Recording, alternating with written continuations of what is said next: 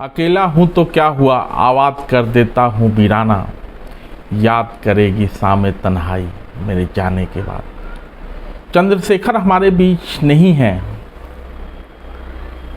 लेकिन कोई भी ऐसा दिन न होगा जब चंद्रशेखर प्रेमी उनको याद न करते होंगे। बड़े अल्प समय के लिए चंद्रशेखर जी प्रधानमंत्री रहे, लेकिन उनके प्रधानमंत्री रहने के दौरान से लोग ज़्यादा याद करते हैं उनकी भारत यात्रा को।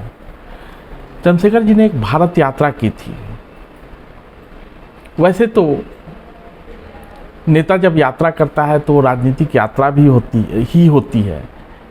उस यात्रा में तमाम ऊंचे नीचे उबड़ खाबड़ रास्तों से गुजरने और परिस्थितियों के एकदम अनुकूल न रह जाने पर सीमाओं में बंधते जाने के बावजूद चंद्रशेखर जी अपने समाजवादी पृष्ठभूमि से 1 इंच भी इधर उधर ना हुए। जब भारत यात्रा चल रहा था तो लोग कह रहे थे कि ये भारत यात्रा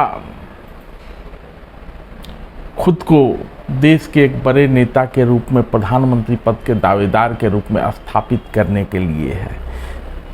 बड़ी छोटी शुरुआत हुई थी भारत यात्रा की, लेकिन जैसे जैसे यात्रा बढ़ते गया, लोग जुड़ते गए, कारवां बनता गया। कई आरोप भी लगे, लेकिन चंद्रशेखर निर्लिप्त भाव से जीवन में जैसे उन पर पहले आरोप लगते थे, उसी तरह यात्रा के दौरान भी आरोप दर आरोप सहते गए और अपनी ही हथेलियों पर कांटे चुभो कर लोगों के जीवन में गुलाब का सुगंध भरते रहे। खैर, युवा तो चंद्रशेखर एक महान प्रकृति प्रेमी हृदय राजनेता थे।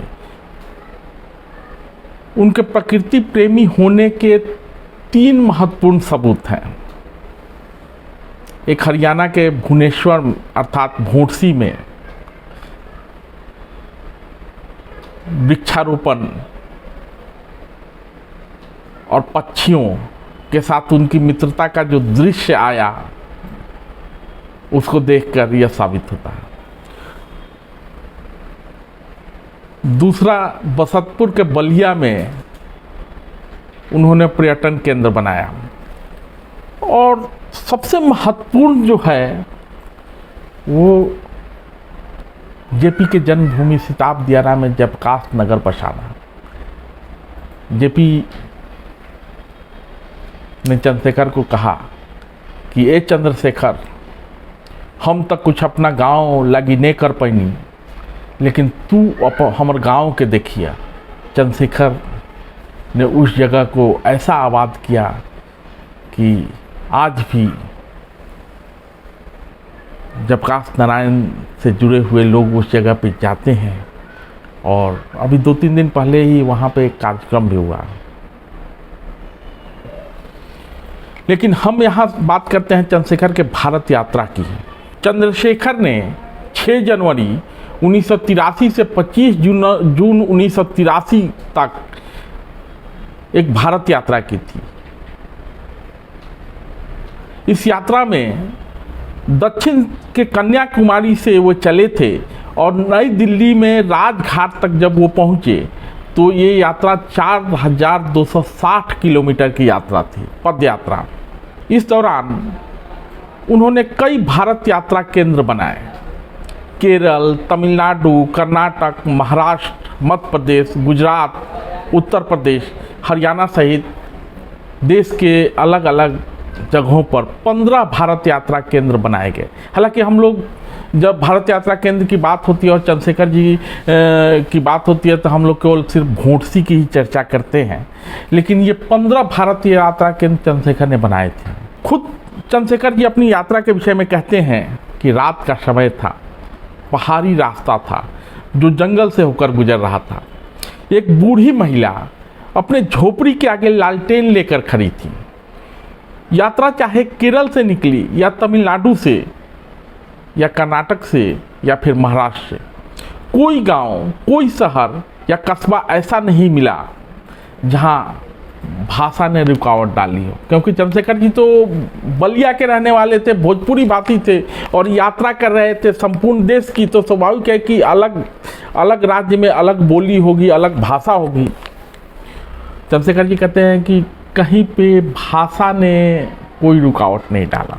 भाषा, धर्म, जाति, क्षेत्र और ऐसी पहचान भारत यात्रा में मददगार बनी।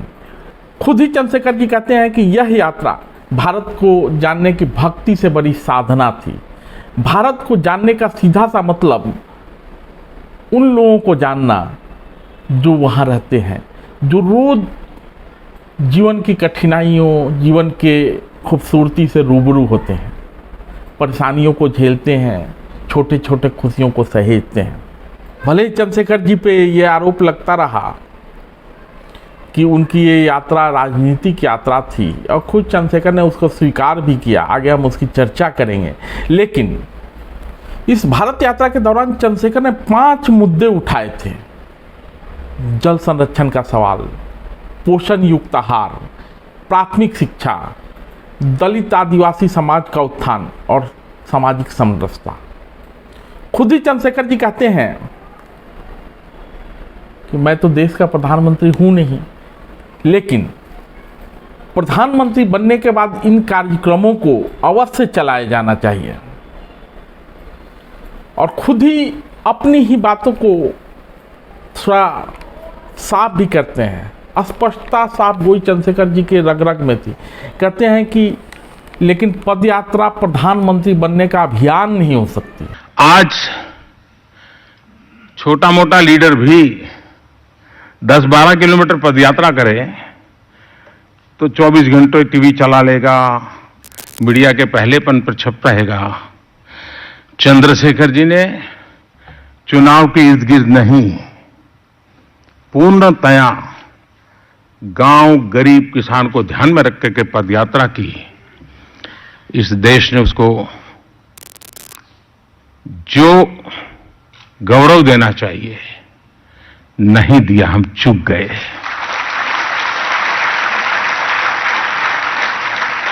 मैं बड़ा दर्द के साथ कहना चाहता हूं, दुर्भाग्य।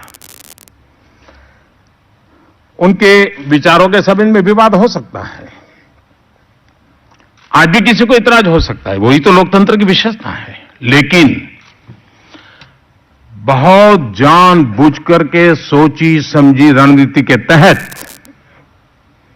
चंद्रशेखर जी की उस यात्रा को डोनेशन, करप्शन, पूंजीपतियों के पैसे, इसी के इर्द गिर्द चर्चा में रखा गया। ऐसा घोर अन्याय सार्वजनिक जीवन में अखरता है। साथियों, हम सब लोग जानते हैं कि 2014 में मोदी जी प्रधानमंत्री बनने के बाद सांसदों को एक टास्क दिया उन्होंने, सांसद आदर्श ग्राम बनाने का। उन्होंने कहा कि हर सांसद को 5 साल में 5 आदर्श ग्राम बनाने हैं। कितने गांव आदर्श हुए, सांसद आदर्श ग्राम बने, वो तहकीकात का विषय है। लेकिन चंद्रशेखर ने जो भारत यात्रा के दौरान जिन मुद्दों को उठाया था, ये मुद्दे आज भी प्रासंगिक हैं। और सभी चंद्रशेखर प्रेमियों को चाहिए कि अगर चंद्रशेखर की यादों को बनाए रखना है तो इन मुद्दों को तवज्जो दें, क्योंकि इन मुद्दों के जरिए ही हम गाँव को गढ़ सकते हैं। और गाँव, जैसा कि हम लोग सब लोग जानते भी हैं कि भारत की आत्मा गांव में बसती है। गांव के स्वावलंबन की बात गांधी ने की थी। तो हमारी कोशिश ये होनी चाहिए कि सिर्फ भोटसी की ही बात ना हो। चंद्रशेखर ने जिन 15 भारत यात्रा केंद्र को बनाया था भारत यात्रा के दौरान, उन सबको रिविजिट किया जाए और देखा जाए कि वहाँ क्या चल रहा है। इसी के जरिए हम चंद्रशेखर के विचार यात्रा को आगे बढ़ा सकते हैं। धन्यवाद।